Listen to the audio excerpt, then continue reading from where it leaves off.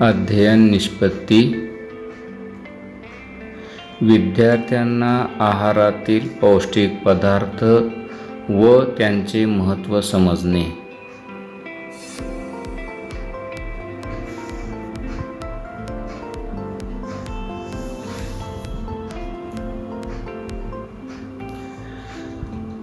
पाठाचा परिचय. इयत्ता 4थी. विषय परिसर अभ्यास भाग 1. पाठ 7वा.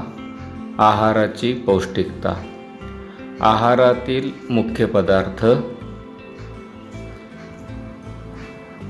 जसे गहू, त्याचबरोबर ज्वारी, बाजरी आणि तांदूळ हे मुख्य पदार्थ आपल्या आहारामध्ये असतात. त्याचबरोबर मुख्य पदार्थासोबत आहारातील इतर पदार्थ देखील आपण घेत असतो. त्यामध्ये विविध प्रकारच्या डाळी जसे मूग डाळ, मटकी डाळ, हरभऱ्याची डाळ, मसूर डाळ, तूर डाळ, उडीद डाळ इत्यादी डाळी. त्याचबरोबर विविध प्रकारची फळे देखील आपल्या आहारामध्ये असणे आवश्यक आहे. जसे आंबा, चिक्कू, केळी, पपई, संत्री, द्राक्षे, डाळिंब इत्यादी फळे. त्यासोबतच विविध प्रकारचे पालेभाज्या देखील आपल्या आहारामध्ये असणे आवश्यक आहे.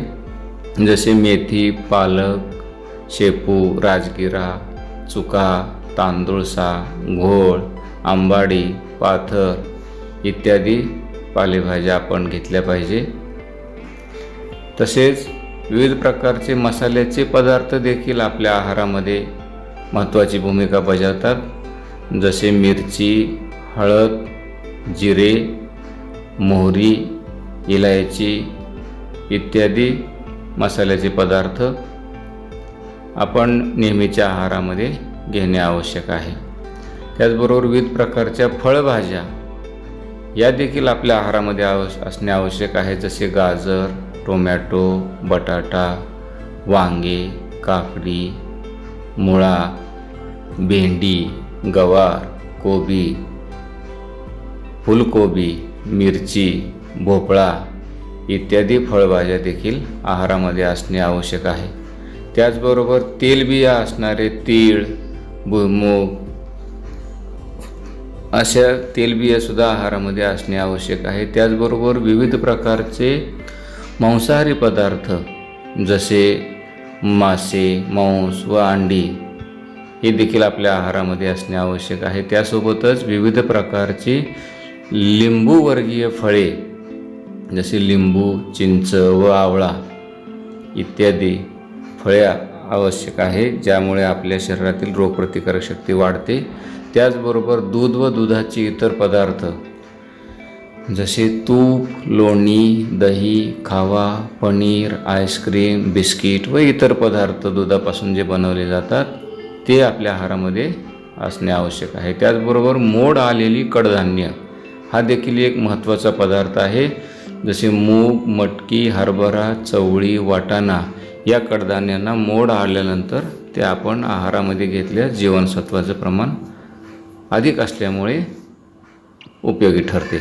अशा प्रकारे मुख्य अन्नपदार्थ व त्यासोबत असणारे इतर सर्व अन्नपदार्थ यांना आपण आहार म्हणतो.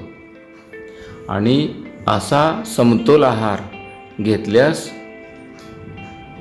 आपल्या शरीर निरोगी राहण्यास मदत होते किंवा ते निरोगी राहते.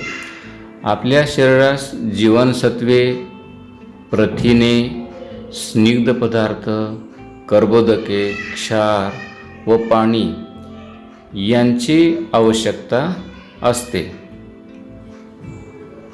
म्हणून आपण पौष्टिक आहार घेतला पाहिजे, ज्या आहारातून हे अन्न घटक मिळतील. आणि अशा प्रकारे निरोगी शरीर राहण्यासाठी आपण समतोल आहाराबरोबरच व्यायाम करणे देखील आवश्यक आहे, की ज्यामुळे आपले शरीर निरोगी राहण्यास मदत होईल.